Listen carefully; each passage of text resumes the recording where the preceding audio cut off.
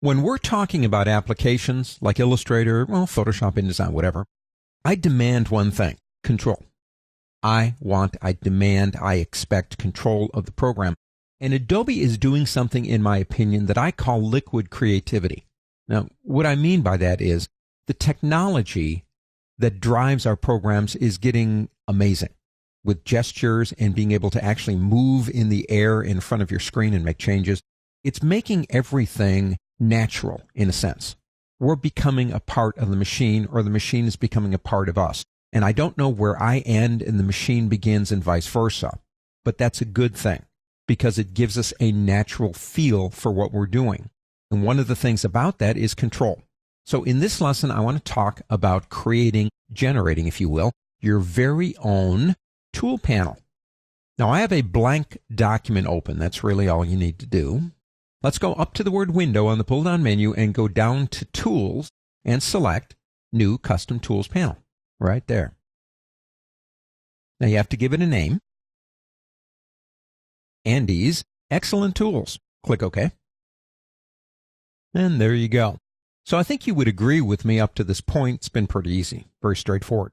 The hard part at this point to me, and it's not really hard, but it's not making it, is it? That's easy. And you can have as many of these as you want.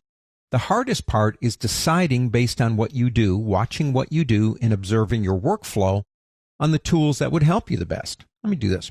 Let me move it over just a little bit. And let's look at all the tools we have over here. Let's say that we work a lot with our pen tool. So that would be one that I would like to have on there. Now, you know, if you click on one of these, you get the pen tool and the options. You can also tear it off right here. Now, let's go ahead and move that over just a little bit. I do like that tear off feature.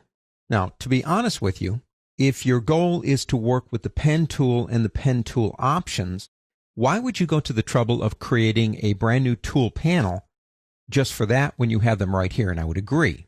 But let's do this. We want the pen tool, so let's drag it over. Put it right here. And there it is.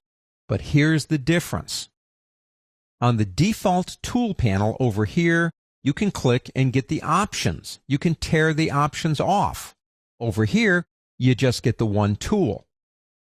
Every tool and every option gets its own button. So if we want this one, drag that one over too. How about this one? And the convert. But again, if that's all we're doing, why are we doing this? Let's go ahead and close this out. I also want maybe my paintbrush tool right here.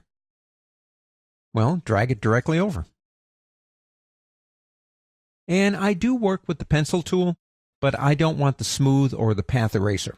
So I'll just do the pencil tool itself right here. Just like that. You can have as many tools on here as you want. It really doesn't matter. And if we're done with this one, we can come back up to the word Window and go down to Tools. And we can go into Manage right down here. Now, like I said, we can create a new one right here if we want to. If we decide we don't want this one anymore, we can delete it. If we want to rename it, we can rename it. If you close it down and you want to bring it back again, you go to the word Window, go to Tools, and select it. Creating your own customized tool panels is just one more way to gain control of a program and become more a part of the process. And in doing so, more creativity. Liquid creativity.